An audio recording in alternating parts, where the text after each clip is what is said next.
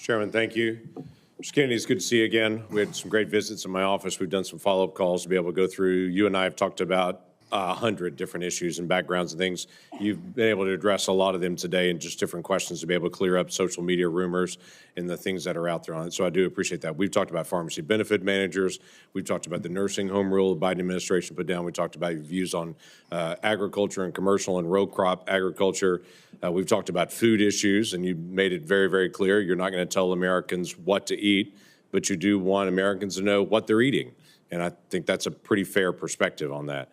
I do want to talk to you about some areas that you and I have talked about as well. We have some disagreements, you and I, on the issue of life and when life begins on that. You've been very outspoken on that, and we've had some good opportunities to be able to talk about that. Title 10 is specifically in the HHS area.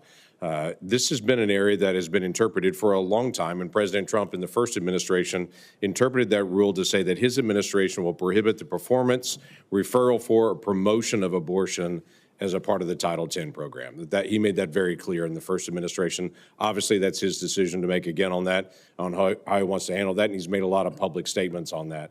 The Biden administration not only reversed that, not only rescinded that rule, but they went one step the other direction.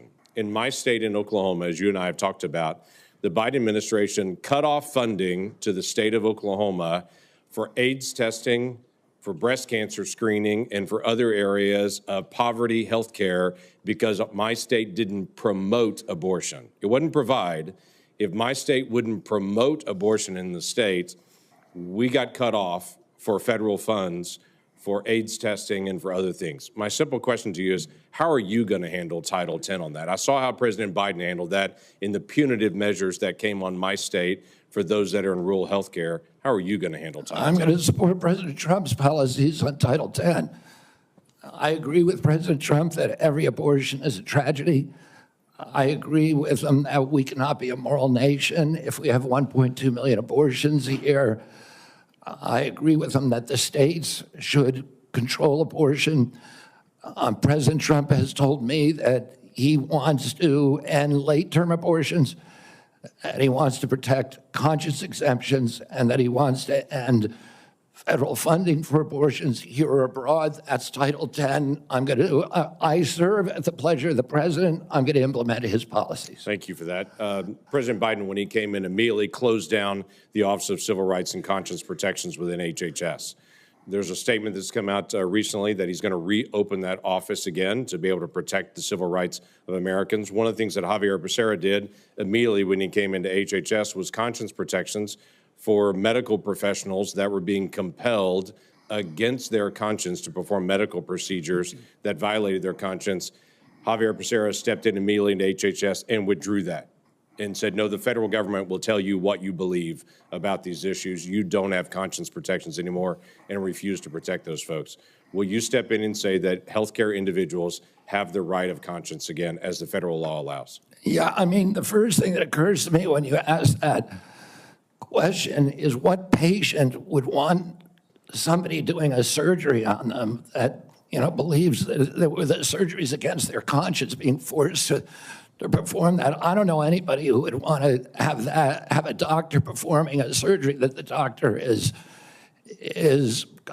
morally opposed to. Listen, I came from a family that was split on life and choice. I have cousins today who believe that abortion at any stage is equivalent to homicide. Now, there are other people who believe the opposite. But the good thing in my family that I really loved is that we were able to have those conversations and respect each other. And I wish that we could do that nationally.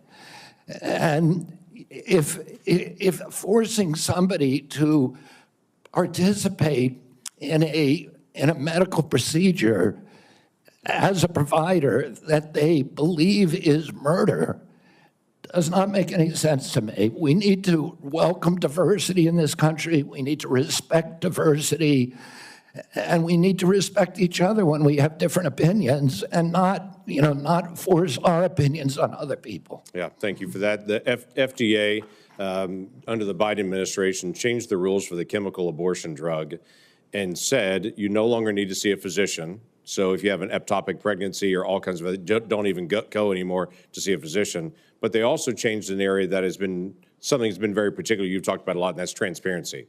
They changed the position and said, don't tell us if there's a side effect on this drug unless she dies. But other than that, don't tell us anymore. Literally, don't give transparent information to the American people or to the women who take this drug anymore. We don't want that reported. My question to you is, will FDA move to be able to actually give transparency to the American people and to say, this drug is no different than any other drug. We're not going to protect it just because it's political for some folks. People should know side effects on this drug, and there should be reporting. Yeah, I mean, it's against everything we believe in this country that patients or doctors should not be reporting adverse events. We need to know what adverse events are. We need to understand the safety of every drug, mifepristone and every other drug.